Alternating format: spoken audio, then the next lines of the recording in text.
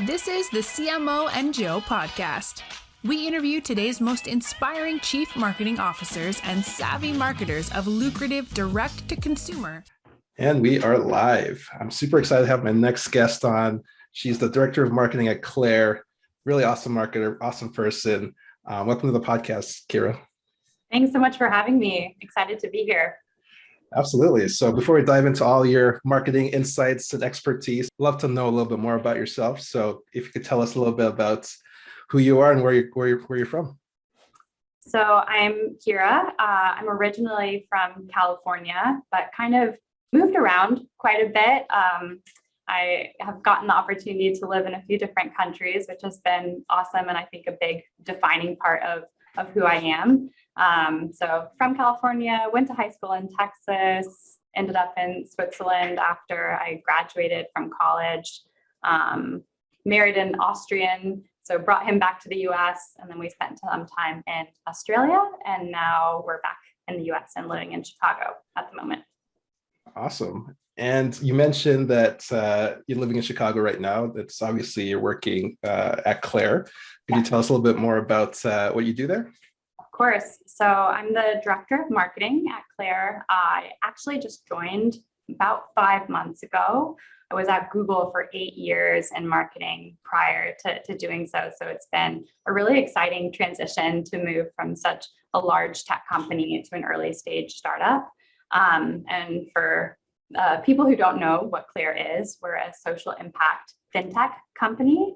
And our goal is to really break the paycheck to paycheck cycle by innovating around how people get paid and how the pay cycle actually works. Fun fact, I didn't really realize, but the way we've been getting paid hasn't actually innovated in 100 years. So this 2-week lag or a month lag between paychecks hasn't been changed for a very, very long time. But now today, everything is instant, right? Instant Ubers, instant Amazon. And so with our product, Clair On-Demand Pay, employees can access their money if they want it right when they finish their shift, when they've finished working, and don't have to wait. If they need to make ends meet, they can get access to that cash early before the next pay cycle hits. It sounds like you guys are revolutionizing the 1st to the 15th paychecks, biweekly paycheck. That's awesome. Yeah, pretty exciting. You did mention you worked at Google, and I did see that you worked at the UN maybe. So I'd love to dig into your career journey and how you got into marketing. Of course. So I guess it's a bit of a long story, but if we have time, I'll kind of give you the whole journey and feel free to stop me. I've always been really interested in social impact and social enterprise businesses. And actually, after college, my dream was to move to Geneva, go to the UN, change the world, and have some sort of impact, lasting legacy on the world. But I started doing some research actually for my master's thesis on looking into tech companies and investments in emerging markets and comparing them to UN type of investment or nonprofit type of investment to really see over time what's the most sustainable. And long story short, what I actually found is that when for-profit businesses, and I was looking at tech companies, are investing in communities and have a product that's really adding value to that community's livelihood, it actually can be more sustainable in the long term because the business is making money, people are happy from the product, and sometimes things can change with nonprofit investments, donors change, or international organizations that are investing, politics can change. And so this kind of made me realize that maybe I could have a bigger impact by working in tech.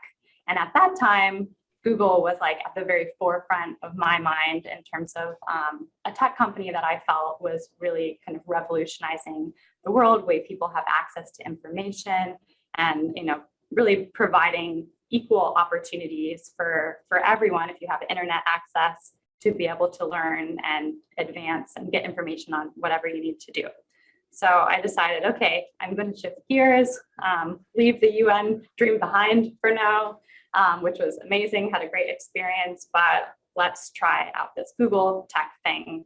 Got there, I actually started in business development, but worked a lot with marketing teams to really help tell the stories that I wanted to tell for the products I was working on to my clients, and kind of fell in love with the combination of creativity that comes with marketing as well as strategic thinking.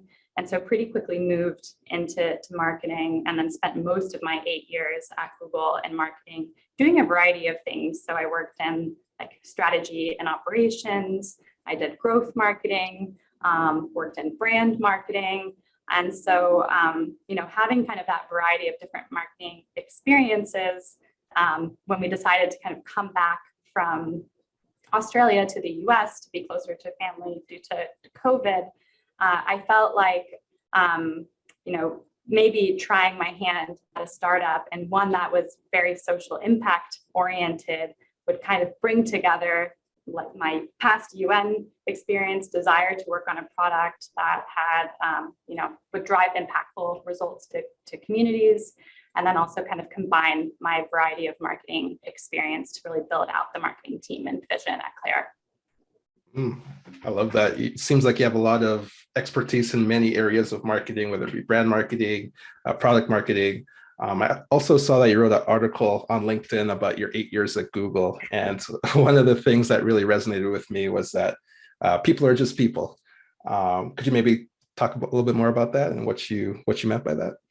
Sure. I think through all of these sort of different experiences, like one of my favorite experiences actually at the UN back in the day when I was very young, I was working with the Costa Rican mission. So it's kind of a long story, but I did a high school exchange in Costa Rica and always have felt an affiliation for the country. And when I wanted to kind of get into the UN system, the US application was just like very lengthy with a lot more background checks. And so I headed to the Costa Rican embassy and passed the Spanish interview test and kind of ended up joining their diplomatic mission for a bit. And in that role, I ended up being able to interface with the president of Costa Rica, with different ambassadors. I even got to escort Angelina Jolie once at a conference. Wow. And so I think what I realized is all of these people, you feel like, oh my God, they're so impressive.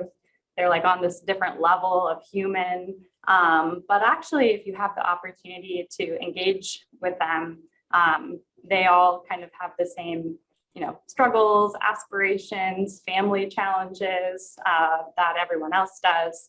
And so I think kind of getting that opportunity to connect with such senior leaders when I was pretty young has kind of given me a different perspective also when I've come into Google and other jobs that I've had, to be able to engage at all different types of levels and try to connect with people on a human level. And then that has helped me in my career to base my career, I guess, really on relationships and sort of forgetting about all the titles that sort of separate sometimes, people who are maybe our individual contributors from the CEO. Absolutely. I think actually that's one of the main reasons why I started the podcast. You see all these CEOs and CMOs and all these marketing professionals, and you really want to get to know their story. And when you do talk to them, it's really just a person like you and I, just have the struggles, have their happiness, just very, very dynamic people. But it's really interesting to get their story and see what they're facing day to day. Great. But for you, I'd love to get your perspective. You're in Fintech now from the nonprofit side of things, but what's maybe one thing within the industry that you wish would change, or you'd wish would be revolutionized, if you will?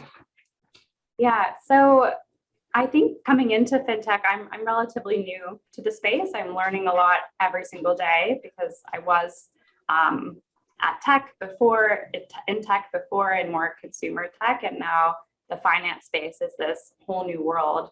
But what I've realized is there are large groups of people in the US that are very underserved by traditional, by traditional banking that is available.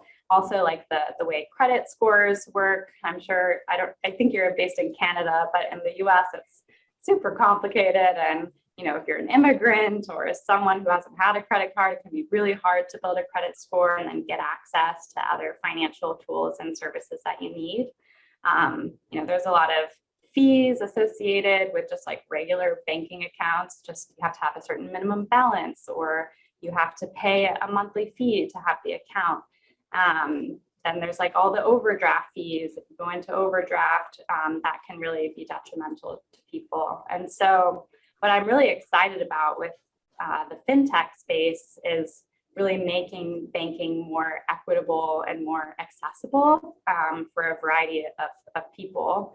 And, maybe not just focusing on those like mid to upper earners population, but ensuring that everyone has financial services and can find a sense of financial wellness and freedom, regardless of who you are and what you make. But as long as you have a job, a steady income, you deserve to have kind of that financial support and all of the tools and services at your disposal. So we talked about revolutionizing, or what fintech is doing to revolutionize the industry. I'm curious to get your perspective on what are some marketing trends that you see that are really exciting right now? I think the biggest one, and this is probably no surprise to anyone, but I'm really excited about video. I think I read a stat the other day that people remember 95% of what they see in video content versus only 10% of what they read in print. And so I think that this is really just a super exciting medium that's becoming more and more valuable, and like really exploded with COVID and of course all of the social media that's out there. But I think it's an opportunity for brands to really tell meaningful stories, connect emotionally with consumers, and really shine the brand's personality through storytelling. And that's the most fun kind of marketing, in my opinion, to be able to do. Yeah, absolutely. I think video is a great way to, like you mentioned, showcase your personality. Has there been anything you've watched personally that's really caught your attention, whether it be video or audio or visual? I'll probably go back to a Google example, because I am still very, very much drinking the Google Kool-Aid. I think that what the marketing team comes out with is always really beautiful and thoughtful in terms of how they do storytelling. So one of the series that is my favorite, it's called Search On. Anyone can kind of look for it on YouTube. And what they do is they mine for stories of ways people have used search to do incredible things. So there are like young people who maybe are still in high school, but have learned how to kind of develop new technologies to help, like with breast cancer, and they're in high school and did their science project and learned everything through Google search, and then ended up creating something that was really impactful. People who have used it to use like Google Street View to be able to take photography in different ways. Like there's this one woman in New Zealand who doesn't like to travel, but she loves photography and exploring the world, and had a whole exhibition through Street View pictures that she found and took, and spent day after day digging through those images to then be able to exhibit her photography in New York and all over the world, and did it virtually. So I think why I love this example is it's not so much about the product itself, but it's how people use the different products and how that like further betters their lives. And so I think when you can use video as a tool to tell stories through the user's perspective, it can be really powerful and inspiring. I love that. So let's say we talked about video and how it's very powerful in building your brand. Let's say that you just started a new brand. What would your 30, 60, 90-day plan look like for growing that brand? Obviously, you mentioned video. Is there any other tools or tactics you'd use to grow a brand like that? Yeah, it's a great question because I kind of just did this. I'm only 5 months into a whole new brand. And so the first 30 days, what I always spend when I'm starting any new role is just really immersing myself in getting to know the team, getting to know customers, getting to talk with partners, and having as many conversations to understand, what kind of the challenges are, the opportunities are, and really dive into the business model and to the industry. So that then once I get to the 60 days, I can start building the plans, really thinking about like what is the marketing objective that is top priority that we really need to achieve here. Is it, driving awareness of the brand? If that's the case, the channels and things that we would do in campaigns would be, really to drive exposure. And, we would use tools like video and social media and making sure that we're in the places where our core audiences are. Or maybe the main challenge is making sure that our product experience, people are really signing up. And once they start the sign up flow, they completely finish it and are very happy and loyal users. And so then I might use different tactics where I really focus working with the product team to optimize the messaging and the product experience, and how can we connect and be helpful for customers as they go through every step of their journey, and make sure we're rewarding and celebrating them and retaining them. So yeah, I would really kind of in those 60 days try to think about what is that objective, and who is the audience, and what are the channels and areas of expertise, who do we need to hire to really achieve our objectives, and then make sure that we have a strong measurement plan and structure to ensure we're on the right track or not. And then in the 90 days, it's like try and start doing things and hopefully get some quick wins and continue to experiment and iterate and build upon what we planned out. You mentioned quick wins. I always have this conversation with my team about marketing metrics and what constitutes as a win. But I'll be curious to know from your perspective, Kira, what are your favorite marketing metrics? Is it likes, followers? What sort of things or metrics do you look for in any given campaign? Yeah. Well, again, I guess it goes back to what the goal of or the objective is. I'd say right now at Clair, the metric that I'm really, really excited about is just seeing new users and new people using our product, because that's what we're focused on right now. So anything that we can do and connect it to someone new signing up is a big win. And so, we're doing anything from small things like, reaching out and sending packages and direct mail to people who, are in our ecosystem, and we could get them to sign up to, we're even building out an outbound team who can help facilitate users and help them on their journey. And they, send texts or calls to help people get through the onboarding steps. But really kind of making sure that we can surgically, I guess, measure what we do and track. Is it having an impact on generating new users? So then we can decide, okay, this idea worked, let's scale it and let's do more of that. Or this was a fun experiment, but it didn't work, so we're going to not do that anymore. Because obviously there are failures as well, but that's okay. You learn from them. That's okay. It's all about testing and assessing. That's how I usually approach things as well. So what's maybe one question that you never get asked that you wish you would be asked? That's a good question. I guess maybe more going into, like, you kind of asked me this, but why I stick with marketing, why that has become kind of like core of what I want to do, I guess, in my career in the long term. So you can imagine what my next question is. Why do you stick with marketing? What are you going to do in the long term? I guess there's like another story that kind of connects with this one. So when I graduated from undergrad, the speaker at our like final graduation ceremony was Maya Angelou, who is amazing and very inspirational. But she ended with this quote, and I'm not sure if you're familiar with it, but the quote is, "People will forget what you said, people will forget what you did, but people will never forget how you made them feel."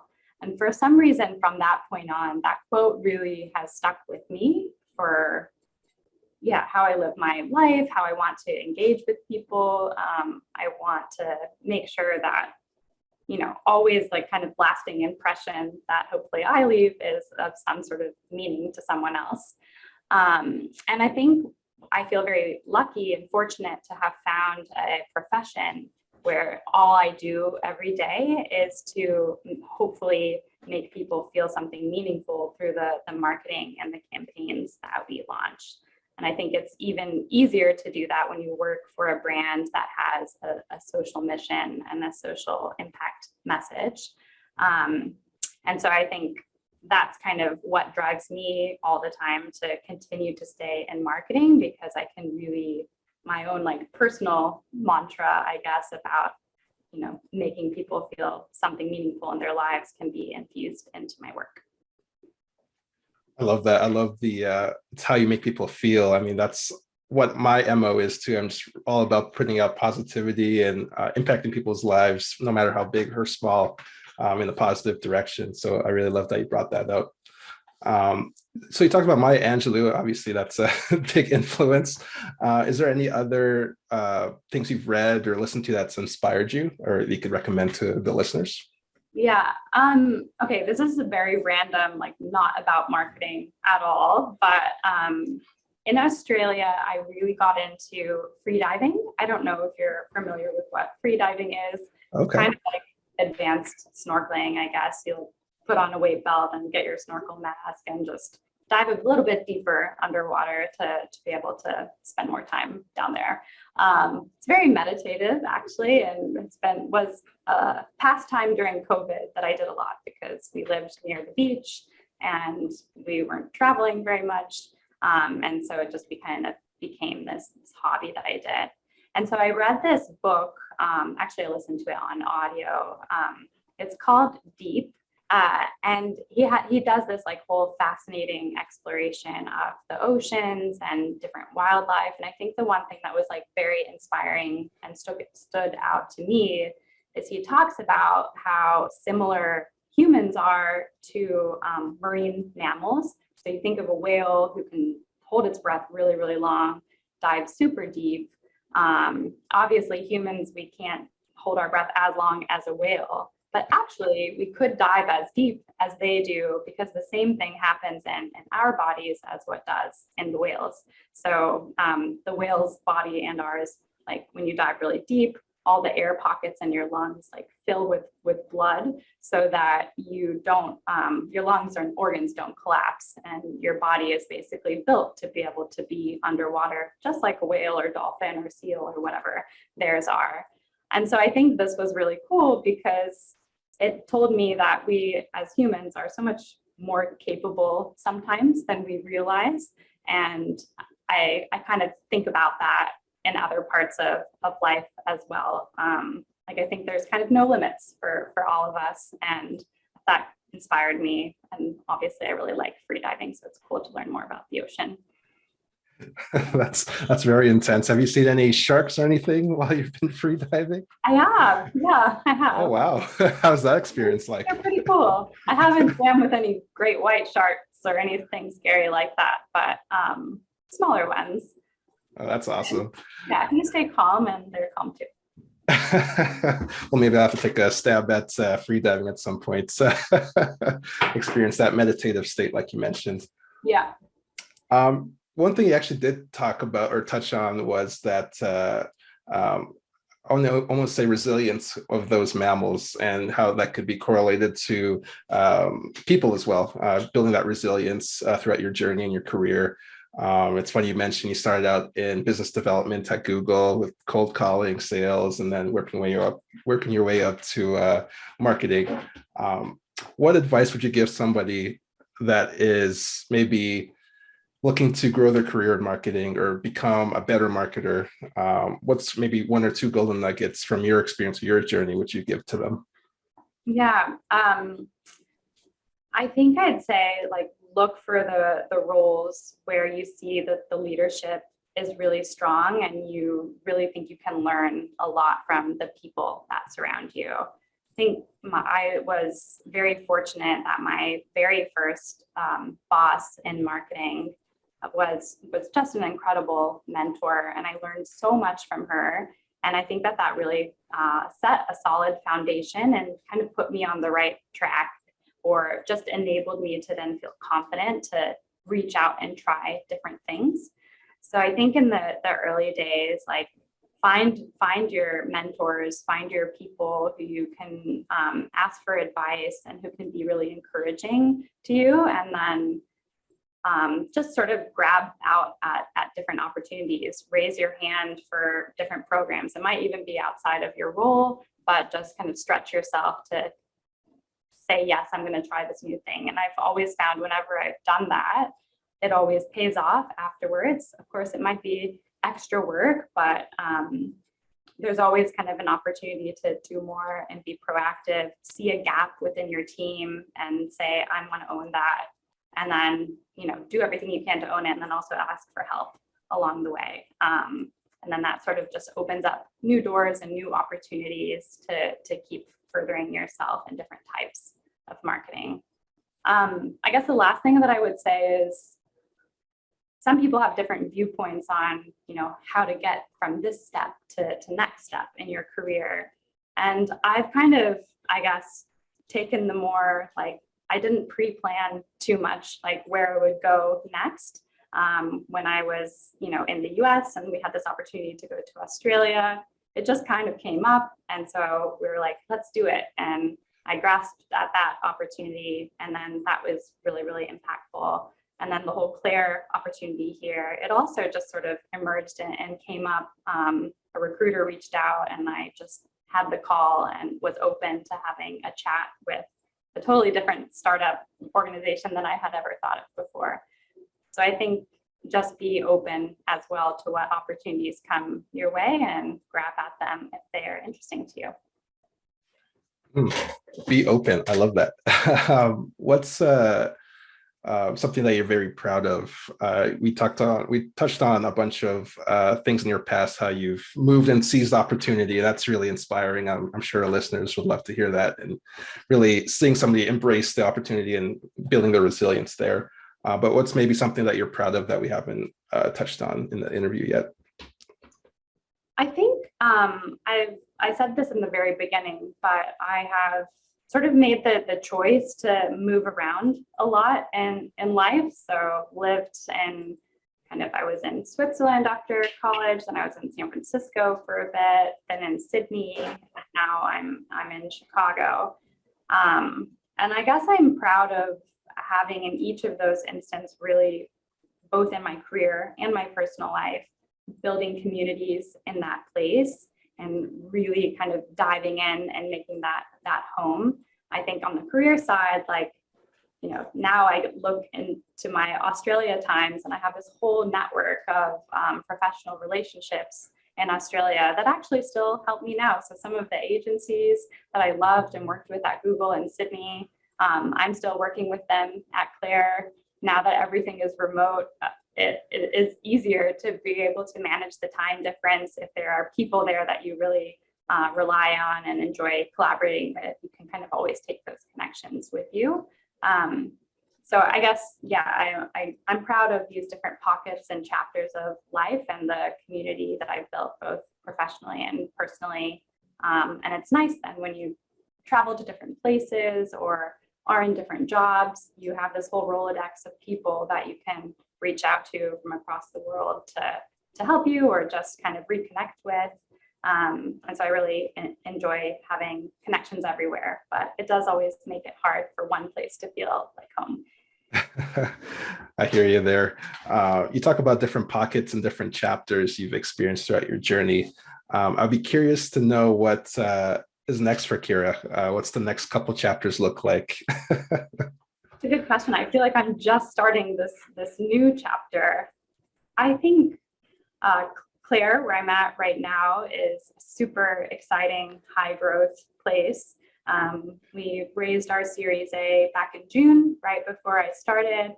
And I think there's just so much potential in what we're building, and there's a very clear market gap that we can fill.